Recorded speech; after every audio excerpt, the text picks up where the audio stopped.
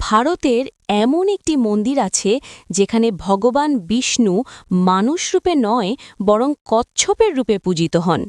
এই সেই পবিত্র স্থান যেখানে এক রাজার মহাপাপ মোচনের জন্য ভগবানকে স্বয়ং পৃথিবী বিদীর্ণ করে আবির্ভূত হতে হয়েছিল। এই কাহিনী রাজা শ্বেত চক্রবর্তীর। একদিন তার স্ত্রী রানী বিষ্ণুপ্রিয়া মোচধারা নদীর তীরে বসে ভগবান বিষ্ণুর উদ্দেশ্যে ঘোর তপস্যায় মগ্ন ছিলেন। কিন্তু সেই সময় রাজা শ্বেত চক্রবর্তী কামবাসনায় অন্ধ হয়ে রানীর সেই পবিত্র তপস্যা ভঙ্গ করতে উদ্যত হন। রানী বহুবার নিষেধ করলেও রাজা সংযম ও ধর্মের সীমা লঙ্ঘন করেন। যেই মুহূর্তে রাজা রানীকে স্পর্শ করতে যান, তৎক্ষণাৎ প্রকৃতি রুদ্র রূপ ধারণ করে।